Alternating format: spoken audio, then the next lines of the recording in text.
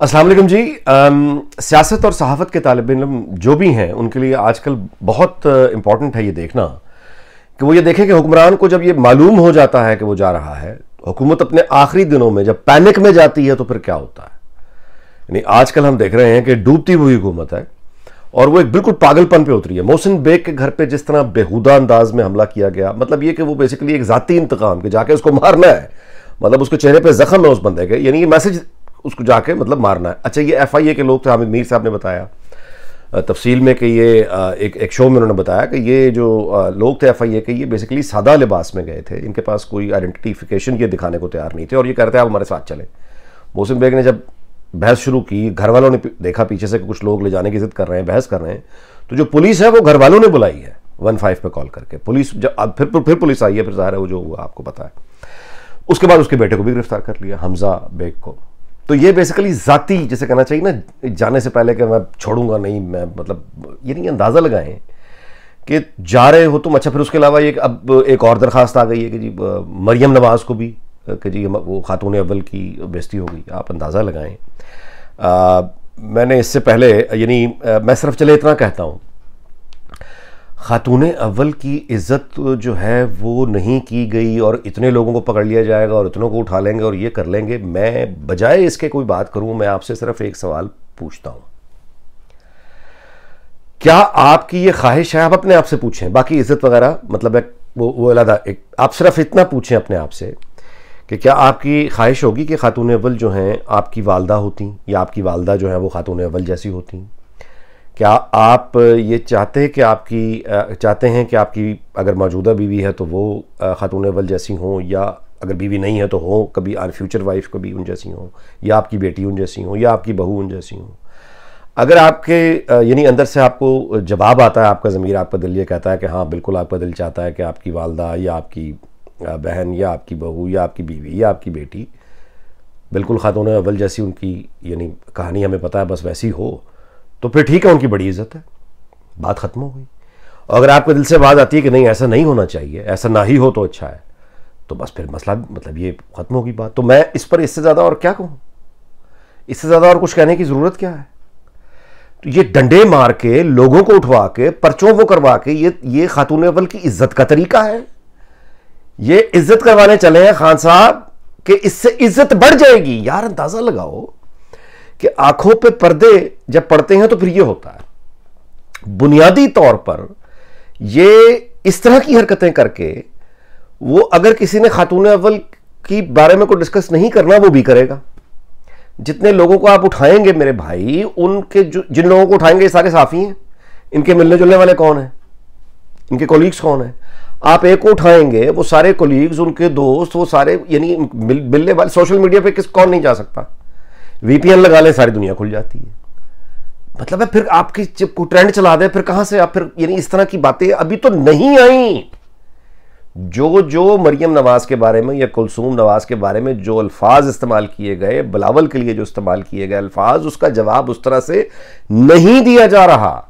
लेकिन जो खान साहब कर रहे हैं ना, उसका जवाब बिल्कुल फिर ये उस रिएक्शन को खातून अव्वल के हवाले से और अपने हवाले से उस जगह पर लेकर जाएंगे जहां पर ये खुद खड़े थे। पता नहीं इस बंदा यही चाहता है, ये फिर इसकी तसल्ली होगी प्रॉपर। आगे चलें। इस सारे के सारे खेल तमाशे में आज जो पहले यानी अनाउंस तो पहले हो गया था पेट्रोल की यानी प्रोडक्ट्स में इजाफा, क्या होगा उस पर हम कर भी चुके हैं यहाँ बात। लेकिन बात यह है कि वो चूंकि इतलाक आज से हुआ है तो लोगों के वॉक्स बॉक्स वहाँ देख लीजिए। किसी के घर में कोई कह रहा है कि बच्चों को रोटी नहीं खिलाऊंगा, कोई कह रहा है कि मैं दवाई जो है एक वक्त की अब छोड़ दूंगा, कोई कुछ कह रहा है, कोई कुछ कह रहा है। और इस यानी ये जो एक महंगाई का आप समझें एक यानी बारिश आई है, यानी एक तूफान आया है, सैलाब, ये सुनामी क्या करता था ना बंदा। जिस आदमी का शऊर ये है, आप उसकी अप्रोच देखें कि वो उसकी इमेजिनेटिव स्किल्स जरा देखें, इमेजिनेटिव डायरेक्शन देखें उस आदमी की। जो आदमी प्रॉस्पेरिटी को, खुशहाली को या तब्दीली को सुनामी का लफ्ज इस्तेमाल कर रहा है। अब अगर तो ये खान साहब का अपना दिया हुआ सोचा हुआ लफ्ज है तो बिल्कुल ठीक समझ आता है। अगर ये किसी और का दिया हुआ लफ्ज है जो खान साहब ने इस्तेमाल किया, भरपूर किया, तो फिर भी ये खान साहब की अप्रूव्ड लफ्ज है। तो वो जो अब समझ आई कि सुनामी क्या करता है। जिस आदमी की स्लोगन, इंतखाबी नारा ही ये है कि तब्दीली और सुनामी। आप अंदाज़ा लगाएं और हमारे कैसे लोग यार उनको इस तरह भी, एनीवे तो वो सुनामी खैर भाई। असल चीज़ जो है वो ये है कि अब ये जो अब बातें शुरू हो गई हैं कि यानी ट्वीट आ गए हैं फाइनेंशियल असिस्टेंट, यानी फाइनेंशियल जो यानी जर्नलिस्ट हैं, फाइनेंस में कॉमर्स में जो लोग काम करते हैं, उनकी बाखबर लोग, उनके अब ट्वीट्स आने शुरू हो गए हैं कि पाकिस्तान का फ्रॉम ग्रे लिस्ट जो है फाटफ की, उससे ब्लैक लिस्ट में जाने का इम्कान बहुत ज़्यादा है। अब जो फाटफ का इजलास होगा उसमें पाकिस्तान के लिए बहुत ज़्यादा चांस है कि ये ग्रे लिस्ट से ब्लैक लिस्ट में जा रहा है, क्योंकि टेररिस्ट फाइनेंस का जो मतलब है वो खींच रहे हैं, स्क्रू हमारे टाइट हुए चले जा रहे हैं। तो इल्ज़ाम तो फिर कुछ भी लग सकता है, ज़ाहिर है, लेकिन मैं बता ये रहा हूँ कि ब्लैक लिस्ट में जाने का अब ख़तरा बड़ा रियल आ गया है। और ब्लैक लिस्ट में अगर पाकिस्तान जाता है तो फिर अब आप अंदाज़ा लगा लीजिए कि ये जो डॉलर आज हमें तड़पा रहा है, ये पेट्रोल में इजाफा जो तड़पा रहा है, फिर क्या होगा आगे। मज़ीद बात करें तो यानी इस ख़तरे के साथ, यानी एक तरफ अब ये ख़तरा मंडला रहा है, अब आप उसको ज़रा ब्रैकेट करते चले जाएं ना कि यूरोपीय यूनियन की एक एम्बेसडर हुआ करती है इस्लामाबाद में, वो जाके जनरल बाजवा से कुछ दिन पहले मिली थी। पेशावर में एक हमला हुआ था, याद है ना, वो पास्टर, वो पादरी जो थे उन पर हमला हुआ था, वो एक्सपायर हो गए। उससे पहले श्रीलंका के एक शहरी के साथ सियालकोट में जिंदगी जला के उसे, ये जो अब क्या ऐसे कहें, ये जो एक नया फ्रैंकेनस्टाइन जो भर रहा है।